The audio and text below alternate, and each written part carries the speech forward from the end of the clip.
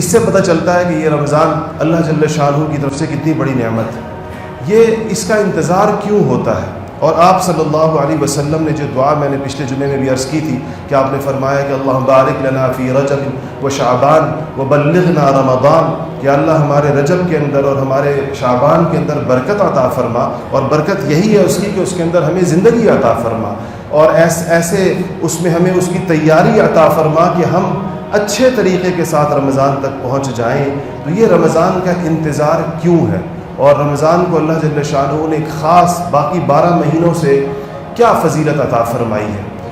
تو دیکھیں، انسان کو اللہ جل شانہ نے 2-3 آزمائشوں کے اندر پیدا کیا. ایک آزمائش اس کی یہ ہے کہ اللہ جل شانہ نے اس کے ساتھ نفس لگایا ہے. نفس کا مطلب یہ ہے کہ اس کے اندر خواہشات رکھی، کھانے پینے کی خواہش ہے، اور جنسی خواہشات رکھی ہیں، شہوات رکھی ہیں، اور اپنے دنیا کے بہت سارے کاموں کے اندر ایک حب جاہ اس میں رکھی ہے، حب مال اس کے اندر رکھا ہے، عزت چاہتا ہے، دولت چاہتا ہے. یہ انسان کی خواہشات ہیں. دوسرا، اللہ جل شانہ نے شیطان کو ایک مہلت دی ہوئی ہے قیامت تک. اس کو کہا ہے کہ میرے خاص بندے تو تیرے داؤ پیچ میں نہیں آئیں گے، باقی تجھے ایک خاص اللہ تعالیٰ کی طرف سے ڈھیل ہے، ایک مہلت ہے. ان 2 آزمائشوں کے درمیان انسان اپنا وقت گزارتا ہے، اور ان 2 آزمائشوں کی وجہ سے وہ اپنا مقصد زندگی سے دور ہو جاتا ہے، فراموش کر دیتا ہے اس کو یہ بھول جاتا ہے کہ دنیا کے اندر میری آمد کا مقصد صرف کھانا پینا نہیں تھا، دنیا میں میری آمد کا مقصد صرف پیسے کمانا نہیں تھا، دنیا میں میری آمد کا مقصد صرف شادی کر کے بچے پیدا کرنا نہیں تھا، یا صرف اپنے بچوں کو پالنا پوسنا. یہ صرف مجھے اللہ نے اس لیے نہیں پیدا فرمایا.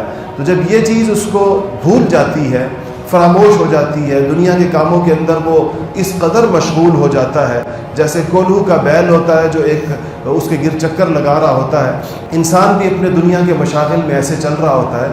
ایسے میں اللہ جل شانہ اس کو ایک موقع عنایت فرماتے ہیں، اور موقع یہ عنایت فرماتے ہیں کہ شیطانوں کو بند کر دیا جاتا ہے، ایک اس کے دشمن کا رستہ روک دیا جاتا ہے، اور دوسرا اس کے نفس کو جن چیزوں سے غذا ملتی ہے، اس کے اندر جو خواہشات اور جو اس کے اندر جو شہوات، جنسی خواہش ہو، کھانے پینے کی خواہش ہو، گناہوں کی خواہش ہو، ان کو جس چیزوں کے ذریعے سے غذا ملتی ہے، ان حلال رستوں کو بھی اللہ جل شانہ روک دیتے ہیں. اس پر ایک خاص قسم کی پابندی اور قدغن لگا دیتے ہیں.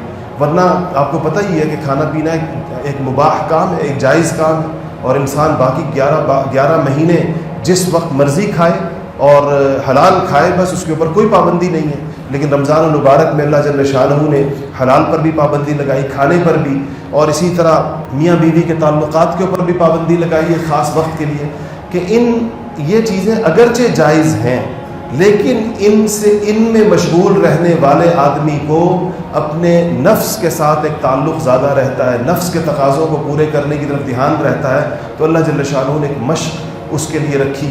اب جب اس کی حفاظت شیطان سے بھی کر دی کہ کہہ دیا شیطانوں کو باندھ دیا جاتا ہے، اور اس کی نفس سے بھی حفاظت کا بندوبست فرما دیا گیا، کر دیا گیا کہ نفس سے بھی اس کی حفاظت ہو، تو پھر اب اس کے لیے اللہ جل شانہ کی معرفت، اللہ تعالیٰ کی محبت، اللہ تعالیٰ کے ساتھ اس کا ایک تعلق، اس کے رستے آسان ہو گئے. الا یہ کہ انسان خود ان رستوں پر نہ چلے، اور وہ جو مہینہ اس کو ایک اللہ تعالیٰ نے مشق کرانی تھی، وہ اس مشق کے مقاصد کو نہ سمجھے. جیسے اللہ تعالیٰ ہمیں معاف فرما دے ہم لوگ جیسے کرتے ہیں. دیکھیں، اس مہینے میں کھانے پینے میں کمی مطلوب ہے تاکہ نفس کا تعلق تھوڑا جسم کے ساتھ کمزور ہو. لیکن ہم لوگ اوقات تو بدل دیتے ہیں کہ چلے دن میں نہیں کھائیں گے روزہ رکھنے والے، لیکن ہماری شام کی افطاری اور افطاری کے بعد ہمارے پرتکلف کھانے، پھر ہماری سحری، وہ عام طور پر اگر آپ کبھی اس کا حساب لگائیں تو ہم عام دنوں سے بھی زیادہ کھاتے ہیں رمضان مبارک. جس کا مقصد تقلیل طعام تھا کہ کھانا کم ہو جائے، وہ مزید بڑھ جاتا ہے. اسی طرح اس کا ایک مقصد یہ تھا کہ جب انسان کم کھاتا ہے تو قدرتی بات ہے، آپ نے دیکھا ہوگا کہ انسان کم سوتا ہے. سونے کا کھانے کے ساتھ ایک براہ راست تعلق ہے. زیادہ کھانے سے خمار اٹھتا ہے، پیدا ہوتا ہے، اور غبارات پیدا ہوتے ہیں اور نیند آتی ہے. لیکن اگر انسان کم کھائے تو اس کو کم سوتا ہے. لیکن جب ہم لوگ زیادہ کھاتے ہیں تو رمضان المبارک کو پھر باقی اوقات ہمارے سونے کے اندر گزر جاتے ہیں. اس لیے آپ نے دیکھا ہوگا کہ اگر کبھی کوئی بندہ اپنا حساب لگائے تو رمضان کے اندر ہمارے نیند کے گھنٹے بھی بڑھ جاتے ہیں اور ہمارے کھانے کی مقدار بھی بڑھ جاتی ہے. حالانکہ انہی دونوں چیزوں سے، ان حلال چیزوں سے منع، یعنی اس میں ایک روکنا قدرے مطلوب تھا کہ انسان اس میں تھوڑی مشق کرے.